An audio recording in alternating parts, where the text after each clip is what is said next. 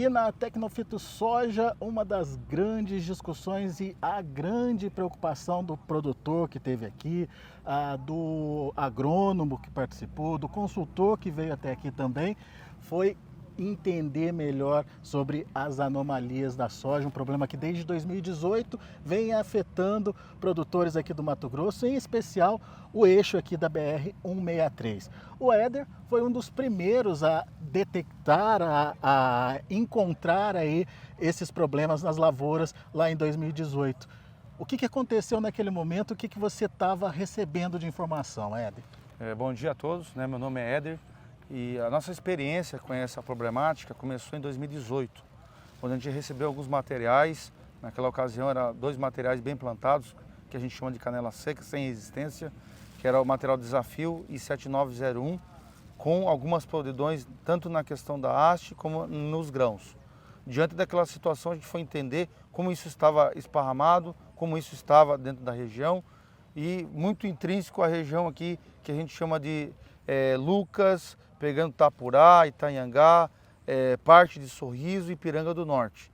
Então, nessa ocasião que a gente começou a visualizar que poderia ser alguma coisa ligada a clima, a questão de adubação, outros fatores, não sendo especificamente a questão da podridão de vagem naquela ocasião. Eram 2 problemas básicos, a podridão da vagem e o quebramento de haste. Exatamente, 2 problemas que a gente visualizava, sintomas, primários, eram sintomas de quebramento em alguns materiais, ali a gente já tinha visto alguma coisa de quebramento ou todo o sistema vascular comprometido e também podridão de vagem. Então foram os 2 fatores que a gente começou a visualizar. Era um ano seco, não era um ano chuvoso do Mato Grosso, um ano que deu em torno de 1.500 milímetros, 1.700 milímetros, o ano de 2018. Então ali foi primeiro contato que a gente teve com toda essa problemática. E de lá para cá, essa dinâmica ela veio aumentando dentro das propriedades. Houve uma mudança do banco de germoplasma, vários materiais foram inseridos no sistema, várias variedades de ciclo indeterminado, PMS alto. Então diz que esses materiais são materiais que eles enchem muito mais rápido, expandem demais a casca da vagem, e isso também acaba abrindo porta de entrada, abrindo água para entrar água, e pode ser um precursor da questão da anomalia, ajuda a anomalia no caso, na condição final. O que acontece na prática? A gente tem um exemplo aqui que dá para a gente mostrar como é que a doença começa a acontecer e principalmente as consequências depois. Vamos mostrar, Éder? Sim, a gente vai mostrar aqui na íntegra para vocês. Pessoal, então aqui a gente tem um material mostrando aqui quebramento, tá? Então aqui a gente tem o quebramento de haste, um material que foi bem plantado na região, tá? E você já observa aqui que já tem esse quebramento, algumas plantas abauladas, tombando, certo? Muita gente acha que a produtividade foi um ano seco, e quando eu começo a abrir aqui na terra mesmo, aqui abrindo essa planta, eu já começo a ver essas necroses, essas estrias, tá? Ao longo do sistema vascular, tá? Então aqui praticamente todo comprometido, Isso é uma característica. Essa é uma característica do quebramento, tá? Você vê aqui no engalhamento, você vê, tá escurecido, tá? O que o pessoal tem que entender é que nós estamos tratando de fungos endofíticos. Fungos endofíticos, eles não precisam mostrar os sintomas. Você pode ter uma planta assintomática, que não apresenta um sintoma visual, porém, você tem aqui ela pode estar comprometida. Então o fato de você não ter o sintoma não quer dizer que você não vai ter o quebramento ou não vai ter a anomalia, tá? O que a gente vê é esses sintomas escurecidos, A gente está tentando mostrar aqui, ó. Então essas lesões, ali, ó, que você vai subindo na extensão, ó, para vocês poderem visualizar, ó. Então a gente tem aqui toda essa região do floema, ó, aqui em cima, ó, toda ela comprometida, ó. Então você vai visualizando isso.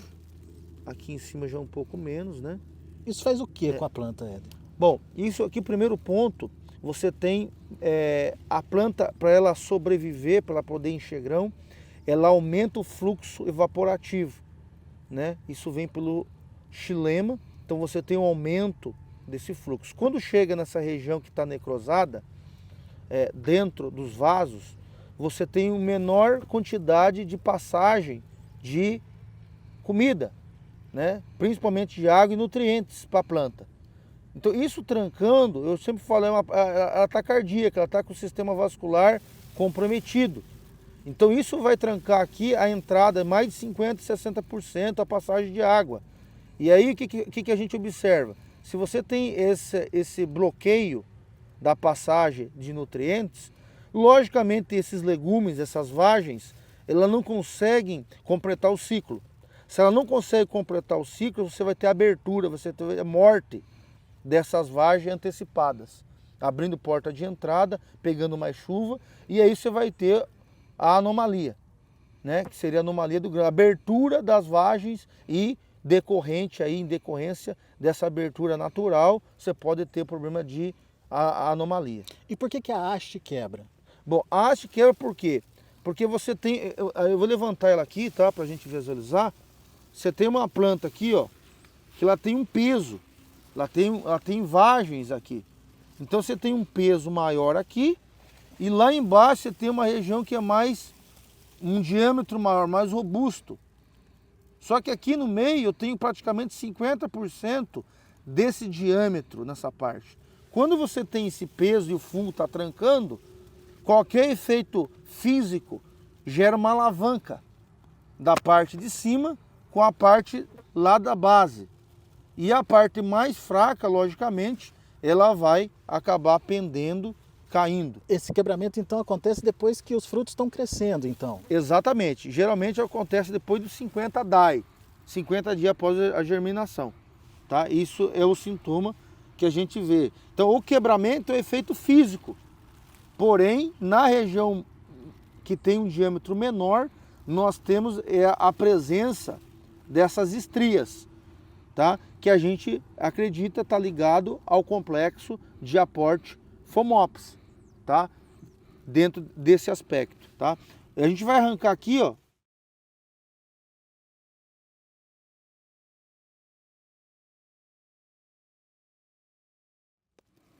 Então aqui, ó, visualizando ela, nós temos aqui praticamente todo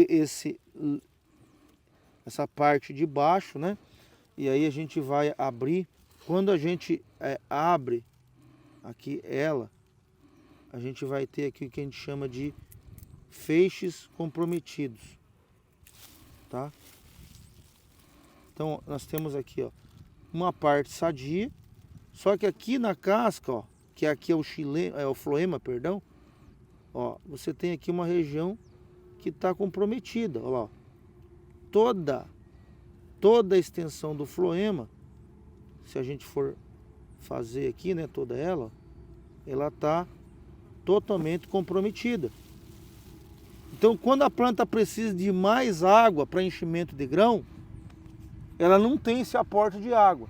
Ela não tendo esse aporte de água, você vai ter o que? Morte prematura das vagens. Isso se dá nas variedades indeterminadas.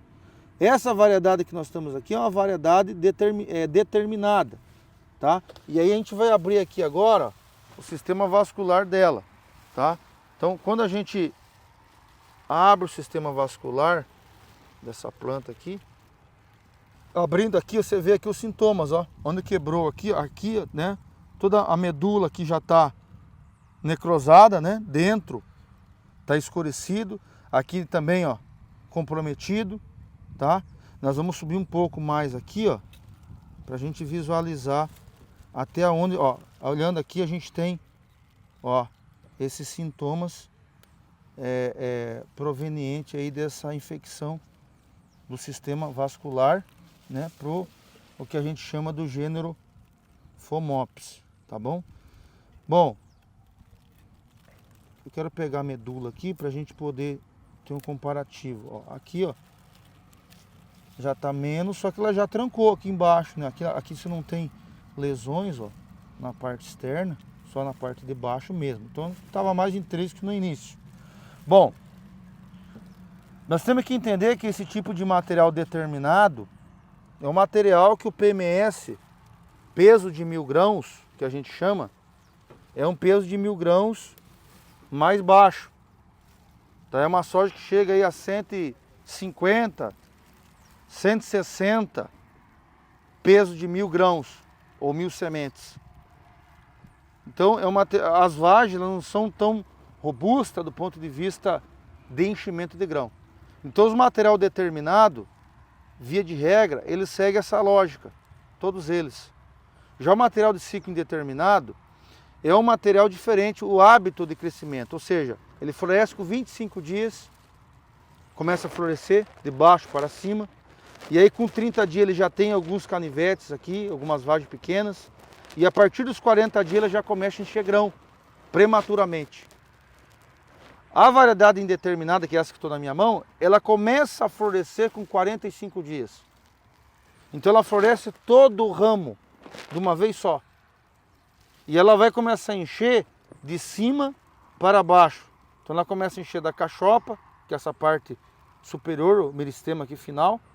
E ela começa a encher de cima para baixo. Tá? E você vê que essas vagens são muito próximas de peso e tamanho. Não tem tantas diferenças, tá, nas vagens. Já as variedades indeterminadas, via de regra, ela tem um PMS altíssimo. 180 a 220. Ou seja, enche demais o grão. Então, via de regra, quando você observa esse grão, a gente vai pegar aqui do lado, vamos pegar aqui uma variedade indeterminada, só para a gente visualizar o que eu estou falando. Tá, aqui eu tenho um material precoce, já que está finalizando o ciclo, tá? E esse material aqui, ó, é um material que já está com as vagens de baixo, que foram as primeiras emitidas, já praticamente prontos. E aí eu tenho aqui, ó, a soja ainda mais verde no estrado da planta. Então, provavelmente a maturidade dela está se dando nesse sentido, tá bom? Então, quando eu tenho aquele sistema vascular comprometido, que a gente mostrou lá, né, naquela planta, quando você tem um problema acentuado da anomalia, ele vai trancando essas vagens que vão se entregar naturalmente, só que vai, em vez de entregar de forma natural, como está aqui, ela antecipa. E aí, quando ela antecipa, ela acaba abrindo a vagem, abre fissura. Daí que vem a podridão. Então. E aí, você tem a podridão, vai entrar água, vai entrar outros fungos. Entra traquinose, entra fusário, uma gama de hospedeiros. Se você fazer análise disso daqui, vai dar um monte de patógenos, certo? Final do dia o agricultor está perdendo, tá? Esse que é o ponto-chave, ele está perdendo dentro do sistema. Mas qual que é o começo de tudo isso? O que provoca esse primeiro trancamento da planta? Bom, o que a gente tem observado é o seguinte, hoje a genética está estreita. A genética hoje no Brasil, ela está na mão de poucas empresas. Então, em vez de a gente ter vários bancos, várias empresas tendo banco de germoplasma, hoje, por causa da produtividade, buscar quem seleciona o produtor, ele quer mais produção. Então, ele pega materiais que são mais produtivos. E quando ele vai para essa vertente, os materiais são materiais que são mais sendo produtivos da mesma empresa.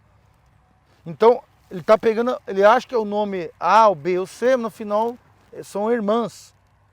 E a gente acredita que isso vem em função da genética, tá? Como aconteceu com o cancro da haste, lá na década de 90, né? Então a gente teve na década de 90 o cancro da haste no Brasil, principalmente começando no Paraná, nós tivemos percas acentuadas por causa do cancro da haste. Nós acreditamos que esse fungo ele é da mesma espécie, Phomopsis, ou Diaporte, que é o mesmo fungo, um sendo na fase assexuada, e outro seja na fase sexuada, tá? São duas fases do fungo. Só para entender, a variedade ela acaba sendo menos resistente a Phomopsis? Ela é suscetível. Suscetível. A gente não tem resistência, né? Porque assim, por isso que algumas variedades têm mais proteção sensibilidade. Que outras. A gente vê uma variedade ser diferente de outra por causa da genética e também por conta da população, por conta do ambiente que você coloca ela. Se você aumenta demais a população, o agricultor não aumenta o adubo. Ele usa a mesma quantidade de adubo, só que ele aumentou 10, 20% o número de indivíduos no mesmo espaço. Então a competição intraespecífica entre uma planta e outra, ela dobra. Porque se ele tinha lá, vamos dizer, 1 kg de adubo para jogar numa determinada área, beleza, ele aumentou a quantidade de planta. Então a competição de uma planta com a outra aumenta, o estresse entre uma planta e outra, para aumentar, para crescer, para reproduzir. Então isso acaba, se o fungo está presente, você força o fungo a aparecer. Você falou de Phomopsis e De aporte. de aporte. Isso. São fungos que já estão estabelecidos no Brasil? São fungos novos? Como é que é essa história? Bom, essa é uma história antiga, já há mais de 50 anos, né? Essas duas espécies, elas estão já alguns trabalhos, né? Já há mais de 100 anos. Tá? O primeiro trabalho que encontrou isso foi em 1923, o primeiro relato do Phomopsis de aporte em soja no mundo. Tá? E de lá para cá a gente teve vários eventos, né, de aporte Phomopsis. No caso da anomalia, eles são os primeiros a chegar, então. O que a gente vê? Primeiro ponto, ela pode vir pela semente. Né? Ontem tivemos uma palestra com o Dr. Ricardo mostrando a prevalência de 80% dos lotes poder chegar com Phomopsis. Então a primeira via para chegar numa região é através da semente. Como ele é um fungo necrotrófico, ele vai ficar na palhada. Nós fazemos monocultura, o Brasil inteiro faz monocultura. Por isso que está se espalhando. Então a gente, todo ano, esse resteva do ano passado, de 2018 para cá, como a genética é a mesma, o alimento é o mesmo e o fungo só come tecido morto. Essa doença é uma doença que come tecido morto, ele não pega tecido sadio. Então ele fica na palha até 36 meses, dependendo das condições de chuva, etc. Então esse fungo ficando ali, ano que vem ele vai plantar de novo na mesma palha. O fungo sai da palha e retorna para a planta. Começou na semente, mas agora já está no solo, então. Hoje a gente já tem praticamente toda a resteva. Toda a resteva que a gente tem hoje, o Paraná já está trazendo alguns indícios de quebramento, de anomalia também. Algumas regiões do Goiás, Minas Gerais, tá? Região do Tocantins, Pará, Rondônia e o Mato Grosso. Tá? Então a gente tem observado isso em várias regiões do país que a gente roda. Semana que vem a gente vai estar em Rio Verde, a região de Rio Verde, né, fazendo lá. Depois a gente vai estar no LEM, né, rodando a região do LEM também da Bahia, vendo essa questão do apodrecimento de vagem e de grãos. Então ele sendo um fungo necrotrófico, ele fica no sistema. O que é necrotrófico? Come tecido morto. Beleza. Outro detalhe é endofítico. O que é endofítico? É um fungo que você não vê os sintomas. Ele está presente na planta, mas não está sintomático. Então você vai fazer essa análise que a gente está fazendo aqui, ó, aparentemente você não pega ele, visual. Você vai pegar quando ele já está mais avançado. Quando você visualiza ele, ele já está em metástase, vamos dizer assim, na planta. Ele já está ali matando a planta, já está numa condição totalmente fora. E quando isso acontece, quando o trangamento acontece, o prejuízo é total, você não salva nada da planta. Na verdade, você vai ter, as vagens vão morrer de forma aleatória. Vai morrer uma vagem primeiro aqui, outra vagem de forma aleatória, em todo o extrato da planta. Tá. Morrendo essa vagem, vai entrar água, pode gerar podridão. A podridão você vai ter causa por abertura e por causa também do fungo. São duas coisas.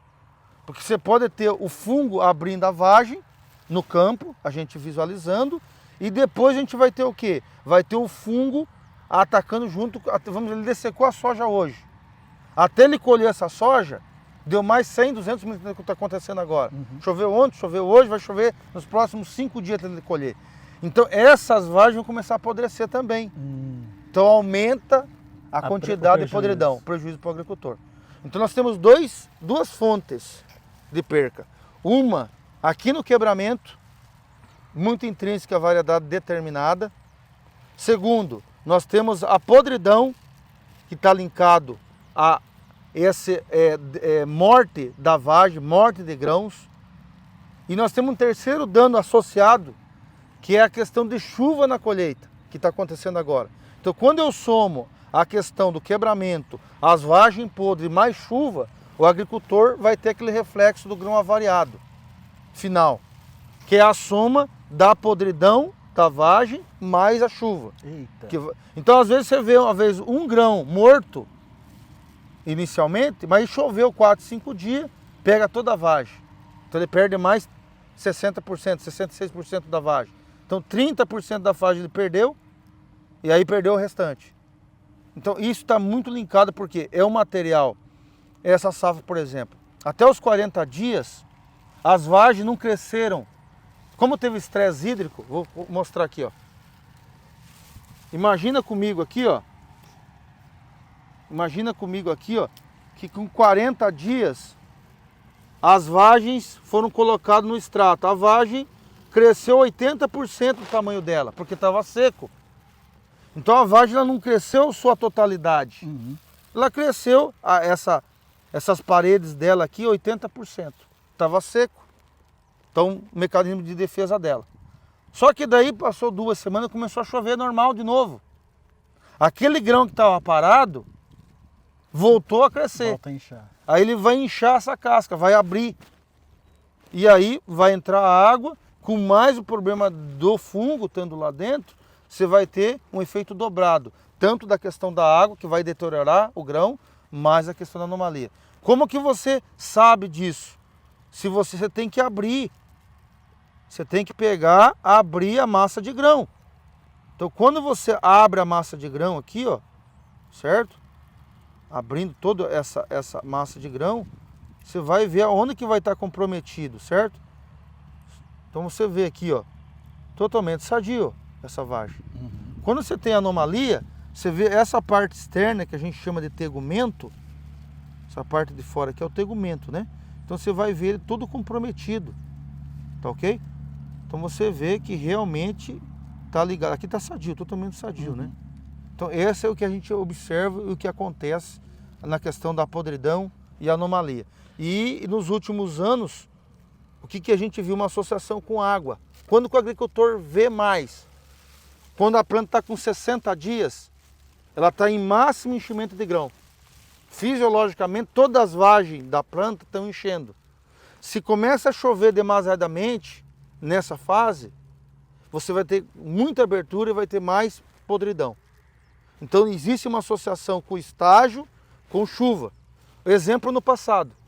O agricultor aqui da 163, de Sorriso, que plantou até dia 10 de outubro, ele não teve chuvas pesadas em novembro e dezembro. Deu 180 milímetros na região, 200 milímetros.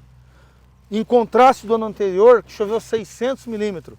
Plantado na mesma semana, igual praticamente. Quando choveu 600 milímetros, nós tivemos um problema de avariado. Independente de fungicida. Então os fungicidas não resolvem a problemática da podridão. Pois é, então de 2018 para cá, o que se entendeu já da podridão e qual que é o melhor tratamento até agora? Bom, o que a gente vem minimizando as doenças. Como o resultado final do agricultor, a produtividade, é um somatório do que ele faz em todo o ciclo, pensando em doença, eu não posso deixar a mancha-alva entrar. Septoriose que nós estamos tendo aqui, ela não pode entrar. Então eu tenho que fazer um bom manejo cedo para eliminar essas doenças no início. Depois mancha-alvo, é o segundo alvo que eu tenho que controlar. Terceiro, cercóspora. Quando eu elimino isso, eu já ganhei praticamente, teórico, 8 a 10 sacos. Porque eu não perdi folha para essa turma. Então eu venho limpando a folha dessa soja e no final pode dar anomalia. Se chover, etc, que a gente explicou, vai dar. Só que essa anomalia o cara produziu mais. Deu lá 75 sacos, deu 20% por exemplo de anomalia. Só que ele produziu mais. Qual que é o problema? Quando ele não fez um bom manejo, em vez de ele produzir 75, ele produziu 65. E mais anomalia. Então ele deixou 10 sacos por conta das doenças e mais anomalia, que pegou de forma igual. Então uma das estratégias é eliminar essas doenças dentro do sistema. Como que a gente resolve isso, Éder? Resolve isso primeiro genética. Só que a genética faz 4, 5 anos para ter alguma coisa plausível de genética. Enquanto isso, nós aqui no campo, nós estamos trazendo estratégia, ferramentas. Então a primeira vitrine que nós mostramos lá é a vitrine de palha, de população, perdão. População. Se eu tenho população menor, espaçamento é mais aberto, dá menos doença. Dá menos horas de molhamento dentro do dossel. Então você tem menos doença dentro do sistema. Esse é o primeiro. Segundo sistema que a gente viu, uso de palha.